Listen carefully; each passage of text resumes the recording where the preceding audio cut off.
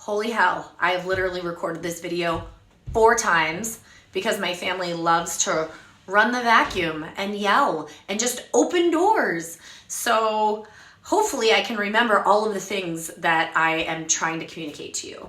I just got back from driving 6 hours round trip to go see a soccer game. I cleaned 2 houses, mine and our rental, yesterday and watched a soccer game. And it's also my son's birthday. So it's chaos, right? But what that makes me realize is there's never a good time to do a cleanse. And you did it and you saw it through till the end. So congratulations.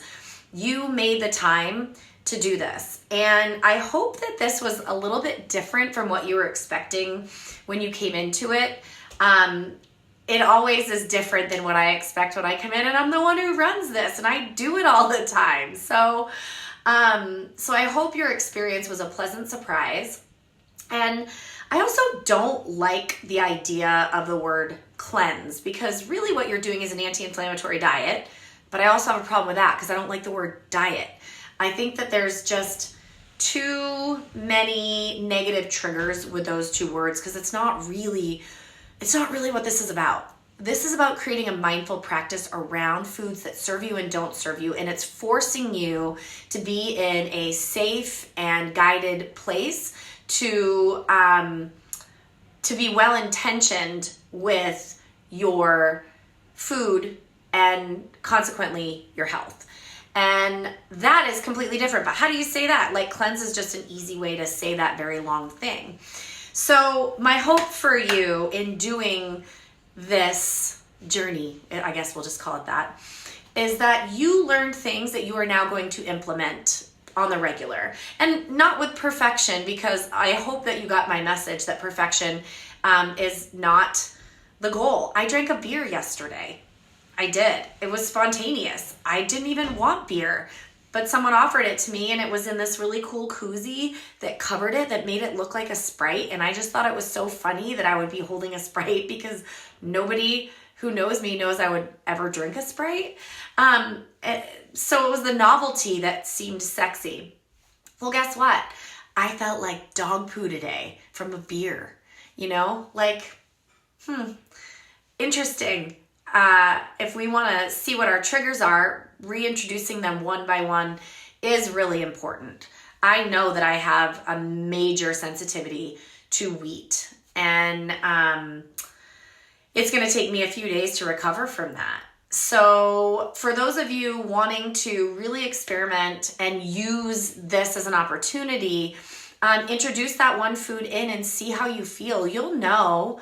And give it a few days too, because especially sometimes you can have food reactions 72 hours after introduction. I just already knew what to expect, right?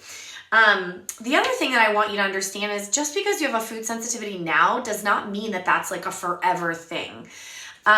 Food sensitivities are often epigenetic, meaning that they're based on your environment, either external or internal. Often it's internal, or internal terrain. And as we change those things and address imbalances, often food sensitivities go away.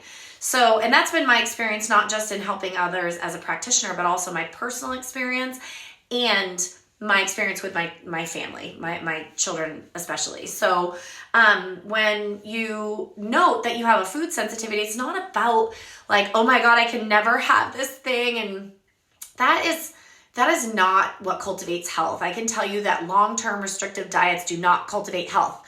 I promise you, they do not. We've lived it. I've seen friends live it. I've had clients live it. It doesn't work. So what works is short-term therapeutic approaches, just like what you just did.